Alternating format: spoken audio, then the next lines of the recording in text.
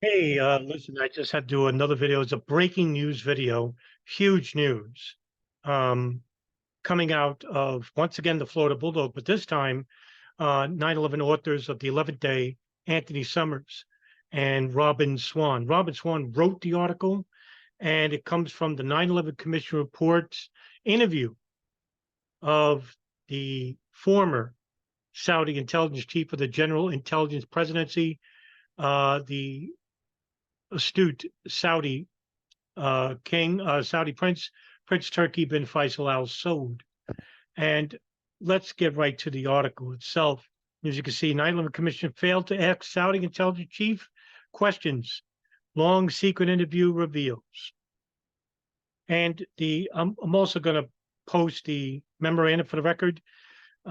This is huge. The first time it's being made to the public, and it was long classified from the public. In fact, the National Archives said they didn't recognize its existence, but couldn't say that it didn't exist.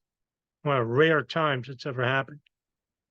Release of the long hidden notes of the 9/11 Commission's interview with Saudi intelligence chief Prince Turki bin Faisal. Let's see if I can make this a little bit bigger. So this way you can read along.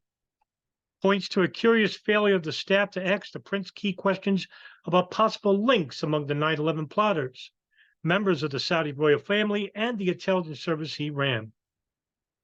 The disclosure by the Interagency Security Classifications Panel, the ISCAP, late last week marks the end of a 15-year effort to get them declassified. For years, the notes were deemed so sensitive that even their existence was not acknowledged because 9/11 Commission didn't record these interviews. All the interviews that they've ever done were note taken, whether it's Raj Day, Dieter Snell, and a couple of other commissioners.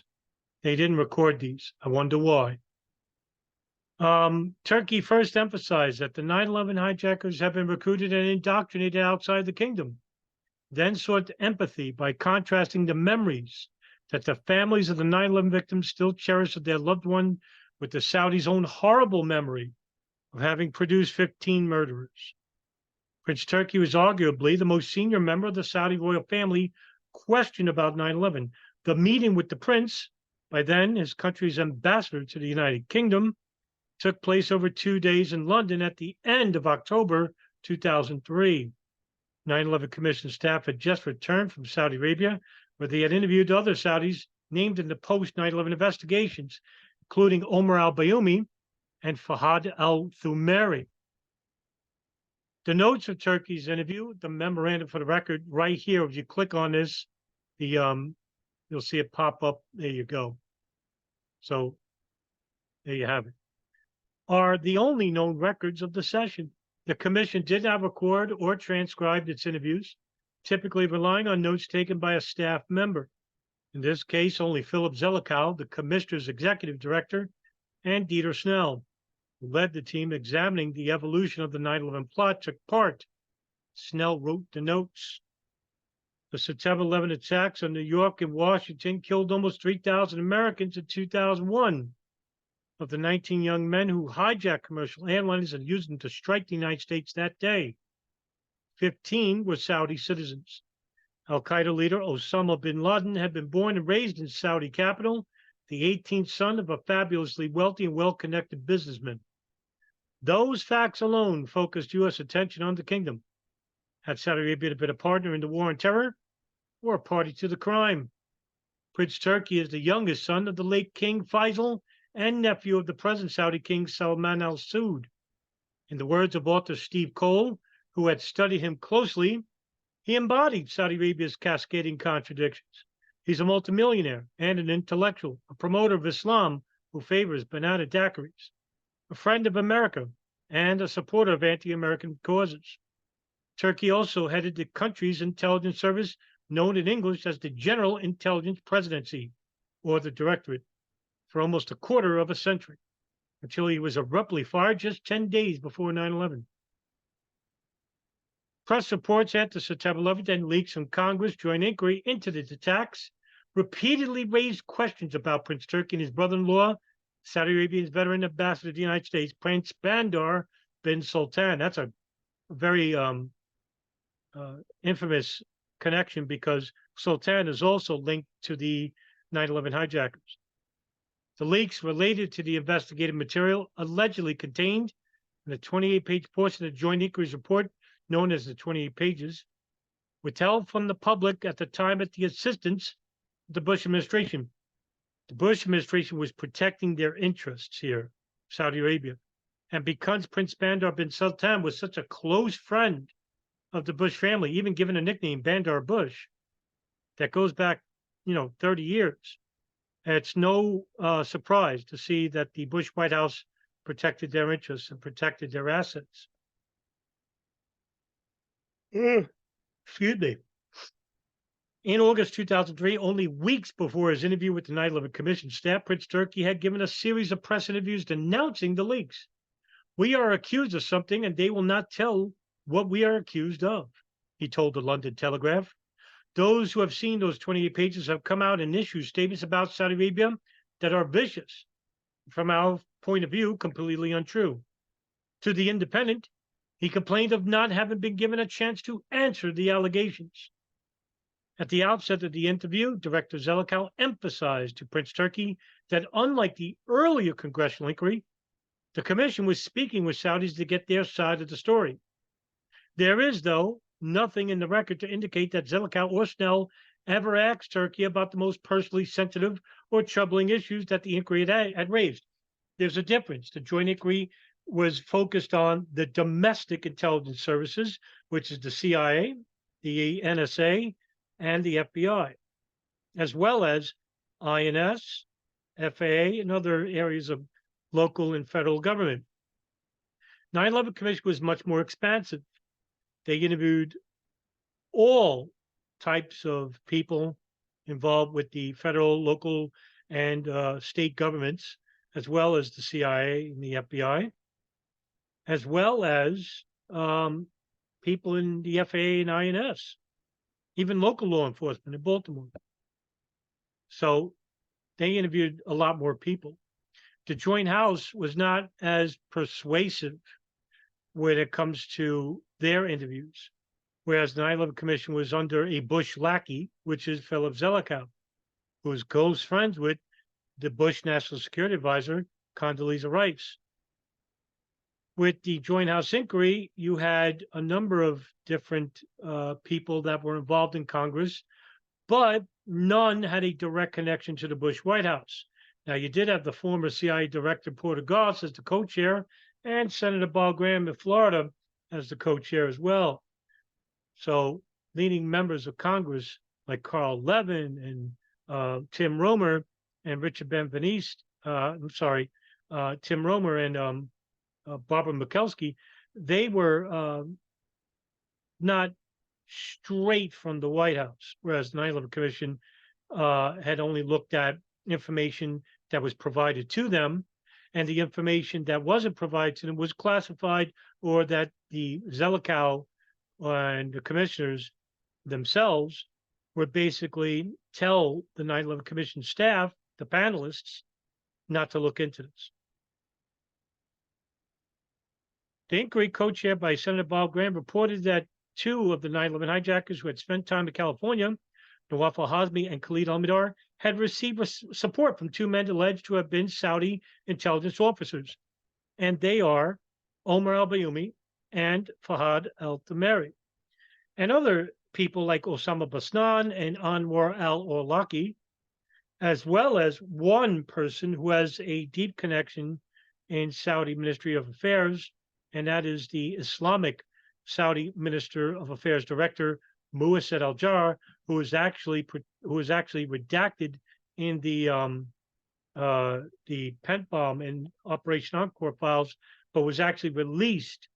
His one page was released. According to the FBI, they made a mistake. I think they did it on purpose, so that the public can know who this person was, who was in charge of coordinating efforts with Omar al-Bayoumi and Fahad al-Thamari. Although Turki had been head of the Saudi intelligence at this time, nothing in the commissioner's notes of the interview indicate that he was asked about that. And as you could see, they're not going to ask the tough questions. According to FBI reports in 2017, 2021, the Bureau later concluded that one of the Saudi men, Omar al-Bayoumi, had indeed been a co-optee of Saudi intelligence because he worked at the Saudi Air Presidency for 30 years, which is a part of the Saudi government. That he was paid by and reported to Ambassador Prince Bandar. According to the Bureau reports, Bandar in turn passed Bayoumi's intelligence up the chain of command within Saudi intelligence, the organization Turkey then headed. So as you can see, there's a direct connection between Omar al-Bayoumi, Bandar bin Sultan, and Prince Turki bin Faisal. And they all basically lied. And now with the Canestraro documents, we can definitely prove that the Saudis were inside the United States running a covert black operation with the CIA. They didn't tell the State Department about that. They didn't tell the National Security Council about that. They didn't tell the FBI either. If there was nothing going on illegal, then why didn't you share this information with those agencies? Don't you want everybody on the same page? Obviously not. So what did they have? Well, they're not releasing that. That's the only thing that's missing here. Congress inquiry have reported information that one of the alleged Saudi intelligence officers was an extremist and supporter of Osama bin Laden. That's Osama Basnan. Osama Basnan also threw a house party, I think in 1990, to the Blind Sheikh. I'm drawing a blank.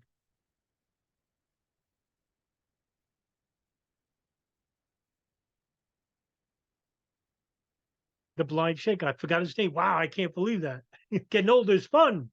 But he threw a house party for the Blind Sheikh in which the FBI was aware of, which is, I mean, ridiculous when you think about it. And Osama Basnan actually had portraits, or actually said that that Osama bin Laden was a great hero. And Omar Abdul Rahman is the Blind Sheikh. Had to go look at it on my phone. And actually praised Osama bin Laden to anyone that would talk with Osama Basnan. There's also a very interesting document that I did in the Operation Encore videos that was coming from an FBI source in a mosque, and he was an associate of Osama Basnan, in which Basnan later told him that after the 9/11 attacks, he basically told this associate that he knew some of the hijackers. And according to this associate, who later detailed this information to the FBI in San Diego, that Basnan knew more than he did, but didn't go that far with him in his conversations. So let's continue. Congress inquiry have reported information that one of the alleged Saudi intelligence officers was an extremist and supporter of Osama bin Laden. In addition, that he and his wife have received substantial financial assistance. Osama Basnan's wife is Mawida Dawijak. Some $74,000 from Prince Turki's sister, Princess Haifa, and her husband, Ambassador Bandar bin Sultan, because Haifa's bank account was through Riggs Bank, same as Ambassador Bandar bin Sultan. Turkey had previously publicly defended his sister's actions. Again, though, nothing in the notes released last week indicate that he was questioned about this. How could you not say anything about this? Because that money went to Khalid al-Mihdhar and Nawaf al-Hazmi. It went from the account of Princess Haifa at Riggs Bank to Osama Basnan's wife, Mawida Dawijak, which then went to Osama Basnan, which then went to Khalid al-Mihdhar and Nawaf al-Hazmi. How was this not asked by Dieter Snell or Zelikow? Obvious. It's obvious. They want to protect their Saudi interests. So much for justice.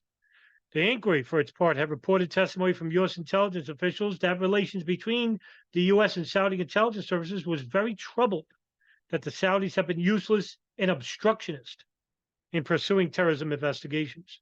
By 1996, according to the inquiry's report, the former chief of the CIA's bin Laden Issues Station which would have been Michael Scheuer at the time, because he was the chief of station between 1996 to 1999, had concluded that the Saudi government would not cooperate with the United States on matters relating to bin Laden. That's in 1996. Protecting him all the way to then, even as far back then. Although Turkey had headed the Saudi intelligence agency at the heart of these allegations, the commission apparently did not raise it with him. Why not? Because they don't want to see that there's a connection between bin Laden and the Saudi intelligence that goes as far back as 96. And I will tell you that it's even further than that, because it goes even much further. How about 20 years prior? 1979. What happens then? The Soviets invade the capital of Afghanistan, Kabul, in which bin Laden then rushes over with his father's construction vehicles and helps with the Mujahideen in building roads, ditches, and whatnot. He was seen as a hero. That's 1980, 1982. And Saudi intelligence had a file on him going as far back as that. So Zelikow and Snell did raise one issue relevant to the joint inquiry's work. Veteran jihadi Abu Zubaydah alleged links to members of the Saudi royal family, including Ahmed bin Salman, a son of the current king, King Salman. The allegation had emerged in Why America Slept, a book by Miami Beach author Gerald Posner. I have the book. It's in my case, and I got like 8 others, and I got to get to that book. Turkey carefully told the commission that as far as he knows, Posner's account is an invention. Posner, contacted last week, stood by his reporting. Also, Abu Zubaydah was brutally tortured by the CIA. And in 2006, what did the CIA say? We found out that Abu Zubaydah is not a number 3 man, because that's what he was labeled as, number 3, a recruiter. And also they said, and this is coming from the CIA, that he was not even Al-Qaeda. However, he's in Guantanamo languishing as a forever prisoner, because even though he's not Al-Qaeda, he's too dangerous to be released. Talk about injustice. Huh? Posner's account aside, however, the commissioner's released notes suggest Prince Turki was not asked about the evidence seen by the joint inquiry connecting Zubaydah through intermediaries to another member of the Saudi royal family. Among Zubaydah's possessions when he was captured were phone numbers linked to associates of, that name again, Turkey's brother-in-law, Prince Bandar. Unbelievable, huh? And I believe that there were 3 princesses in the kingdom that were linked to Abu Zubaydah that were found killed. One was drowned. Oh, no, I'm sorry. One was found dead in the desert. Another one was, I think, suffocated or something, or one was drowned. Yeah, that's what happened to these 3 guys. 9/11 Commission report contains no reference to its interview with Prince Turki. This reporter, Robbyn Swan, first became aware of its possible existence in 2009 during the course of the research of my book with co-authors Anthony Summers, The 11th Day. And that was an excellent book. I read that book, and it was fantastic. On finding no reference to any Turkey contact and listings of commissioned documents, even if only referred to as withheld, we sent an inquiry to the National Archives. The response was remarkable. One that the experienced archivist with whom we dealt said she had never had to send before. I can neither confirm nor deny the existence of a Prince Turki memorandum for the record. The activist wrote in early 2011, I'm not allowed to be any clearer. I can't tell you. The umbrella nature of the withholding, under which the public is not allowed to know whether a document on a subject even exists, is rare. That's amazing that the White House would classify this document, this interview, that sensitive to national security. Because the public didn't want to know, they didn't want the public to know that we interviewed the chief of Saudi intelligence with links to Ambassador Bandar bin Sultan, with links to Khalid al-Mihdhar and Nawaf al-Hazmi, with links to Osama bin Laden, as well as intermediaries like Fahad al-Tamari, Muwassad al-Jarrah, Osama Basnan, and others. 2016, long after our book was published, I renewed my request for the notes of any interview with Turkey. Through the National Archives and Records Administration, NARA, then admitted that it did have a record. It was denied to me in full. When I appealed the decision to NARA's Freedom of Information Act section, access was again denied. Those denials were issued at the behest of the Department of State. See, even the Trump administration wouldn't release them, or the Obama administration, or the Bush administration.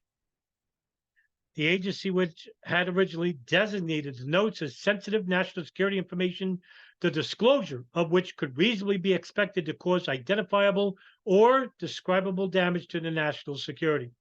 I wonder if William Barr had any play on that, because he actually denied the law firm Creedle and Creedler any access to records regarding the FBI and Saudi intelligence for their civil suit litigation against the Saudi kingdom, saying that it was a matter of national security. Yeah. ISCAP consists of representatives from the Department of State, Defense, and Justice, as well as the National Archives, the Office of the Director of National Intelligence, and the National Security Advisor. It exists to provide the public with a forum for further review of classification decisions while safeguarding critical material of which the release might jeopardize national security. But the interview didn't do that.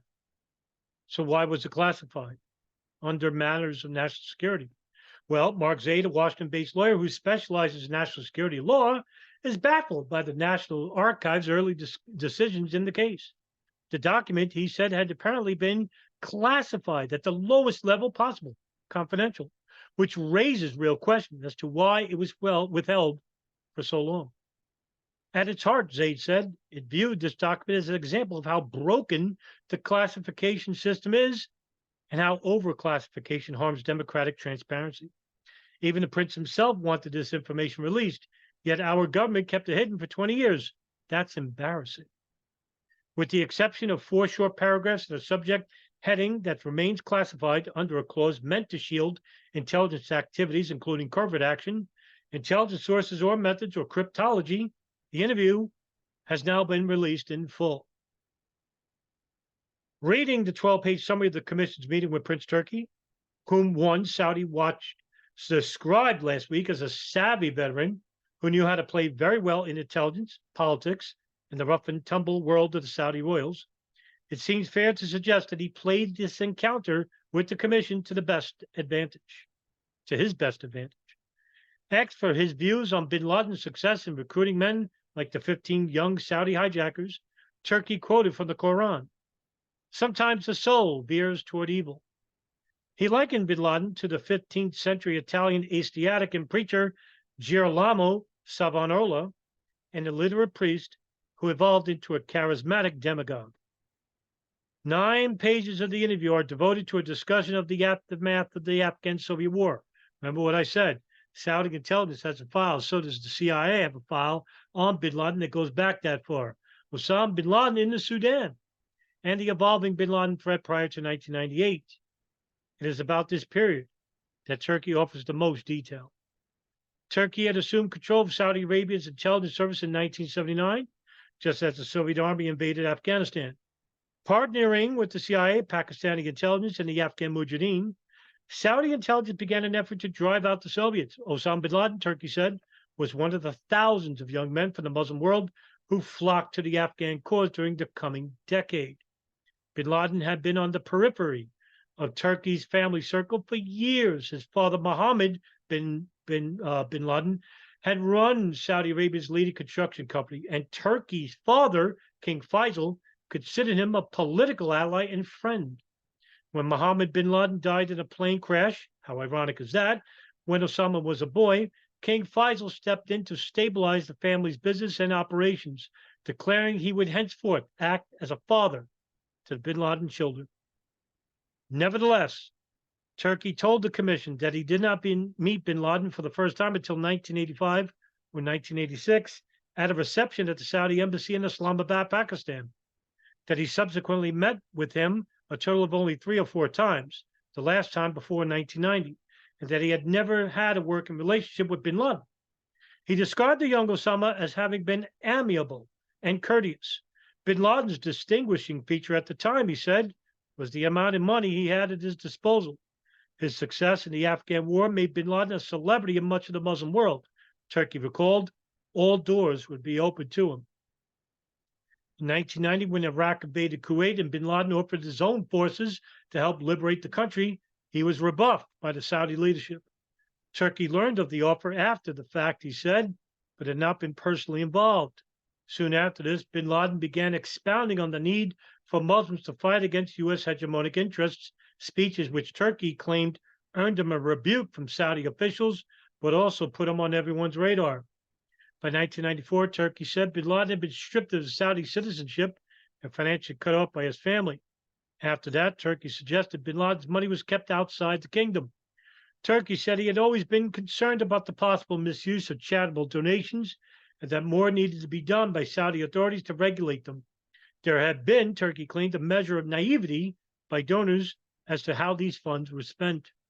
Turkey denied reports that Saudi Arabia refused to accept bin Laden in 1996 when Sudan offered to extradite him. He claimed that the Sudanese had made a similar offer to the Clinton White House, but that, at that time, U.S. authorities did not think they had sufficient evidence to indict him. On this, Turkey contradicted the recollection of President Clinton, who told the commission that Sudan never offered to extradite bin Laden. Almost a page of the released notes covered Prince Turki's version of his part in 1998 efforts to extradite bin Laden from Afghanistan after the al-Qaeda leader had declared war on the U.S. and settled there under the protection of the Taliban. At the behest of his own government and the United States, Prince Turki said he had met with Taliban leader Mullah Omar to attempt to secure bin Laden's expulsion from Afghanistan. Mullah Omar, who died in 2013, did not oblige. On his advice, Turkey claims Saudi Arabia then suspended relations with the Taliban. Now, let me talk about this for a minute, because this is actually a big part of the historical record. In 1998, there was a meeting within the Taliban leadership, the High Council, the Ulema, in Pakistan, that traveled to Afghanistan to meet with Mullah Omar. And with this, there was over 1,000 delegations talking about Osama. Most of it was about Osama bin Laden and what to do with him, because bin Laden at this time was releasing fatwas, and this is drawing attention by the United States. And at the same time, the Taliban was fighting the Northern Alliance for control of the country. And so they didn't want bin Laden to basically invite the United States to Afghanistan, because then the Taliban wouldn't be ready for the Northern Alliance and the United States at the same time. So they kept him under house arrest, and they didn't allow him to be interviewed by the press anymore until after the 9/11 attacks. So these high council of the Taliban talked about releasing bin Laden to another country, a country not involved with the United States, maybe to a Gulf country like Bahrain or Oman or United Arab Emirates. And this was a very close call, because bin Laden was a thorn to the side of the Taliban. But they decided against it. And the reason why was this: because if they handed bin Laden, who was a Muslim, and they went by Pashtunwali law. Pashtunwali law predates Islam even. It's a tradition that if a fellow Muslim asks to be invited to be a guest in your house, you are not to rebuff him. You are to accommodate him and to treat him like he's a family member. This would basically be in violation of Pashtunwali law. And not only that, they also surmised that if they did this and he went to the hands of Israel or Saudi Arabia or the United States, they basically would be considered un-Islamic to the rest of the Islamic Ummah, or the entire Muslim population. And then the Taliban would lose respect in that regards. So they reluctantly held on to bin Laden. That's why they didn't hand him over. So when Clinton's ordered the airstrikes in retaliation for the 1998 East Africa bombings, and some of those strikes went to Afghanistan at a training camp, which didn't kill anybody, Mullah Omar basically said, now we're at war with the United States.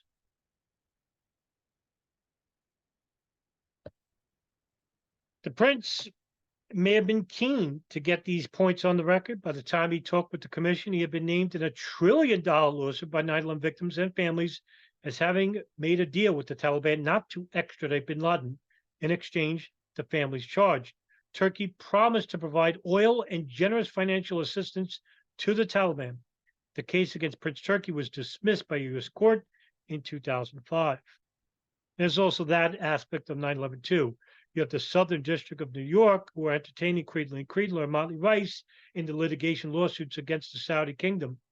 And, for a very long time, Judge George Daniels, who's presiding over these cases in the Southern District of New York, wouldn't allow the victims' families to see new information, new declassified records that could show there's a connection between the 9/11 hijackers and Saudi kingdom officials. In spite of the opportunities the commission apparently missed, much in the Turkey interview was germane to their inquiries. It is puzzling that none of Turkey's recollections made it into the commission's report.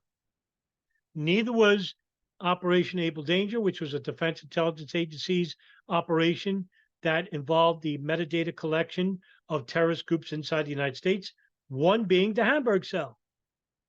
They ordered that data to be destroyed under SOCOM lawyers, U.S. Army lawyers. And later on, the Department of Defense would later send an official that basically said in the Senate Select Committee about Able Danger, and it was presided by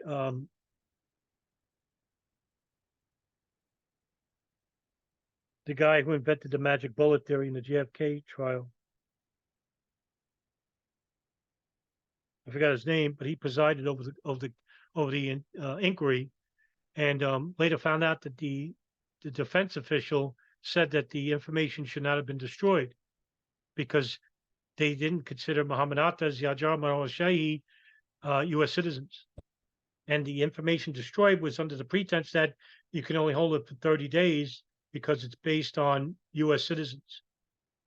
Well, they labeled Mohammed Atta, Marwan al-Shahi, and Ziajar U.S. citizens in 2001.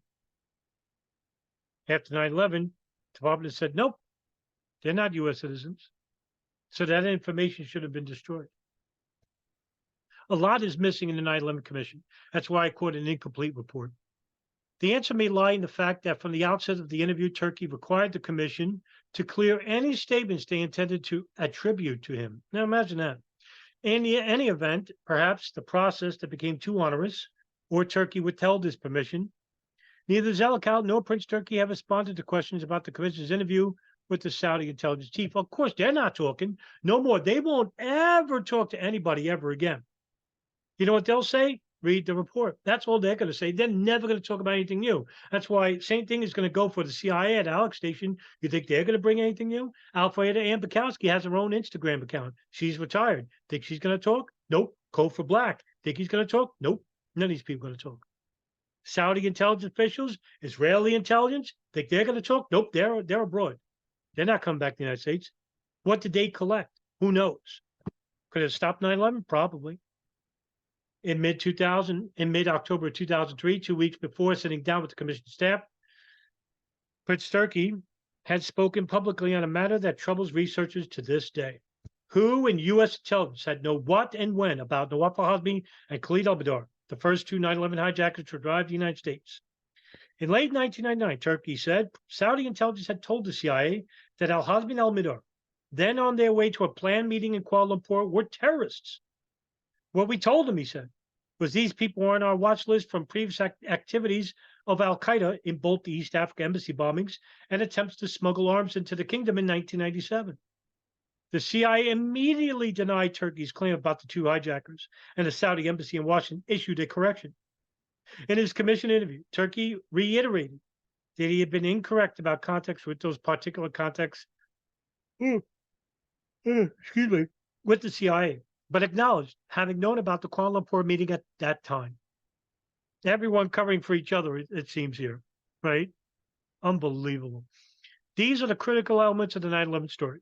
The CIA did learn about al-Hazmi al-Mihdhar's terrorist links. They had traveled to Malaysia. and their visas to travel on to the United States, but it neither put them on the State Department's watch list nor passed the information to the FBI. Why didn't they do that? Because, according to many, they think they were trying to recruit them as agents within Al Qaeda because there's no informants in Al Qaeda in the intelligence circles. That's what the CIA claims. And that the only way to flip them is to have Saudi intelligence, because they speak Arabic, to commiserate with these two men, find out what they're doing here in the United States, get that data, and then maybe, hopefully, in the future, we can persuade them to become informants for the CIA and Saudi intelligence. That's what I think might have happened here. And that's why the FBI was not informed, neither was the State Department. These lapses have fueled speculation that the CIA intentionally withheld the information from the FBI because it was engaged in a joint operation with Saudi intelligence. Yes, they were withheld intentionally from them. And I'll give you one example, and this is the infamous example.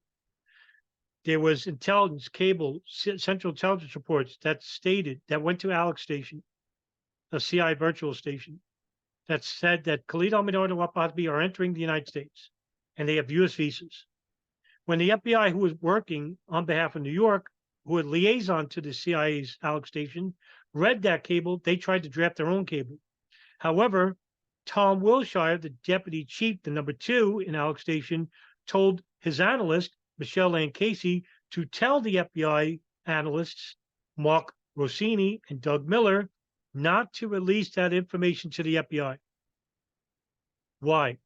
Because according to Michelle Ann Casey, and this comes from Mark Rossini, who I've interviewed, that this information is CIA information because these men are planning attacks abroad, not inside the United States, even though they're coming to the United States. So it's a Department of Justice matter, not a CIA matter. Well, that's just one example of why I think this information was intentionally withheld from them. There are many other examples I could use.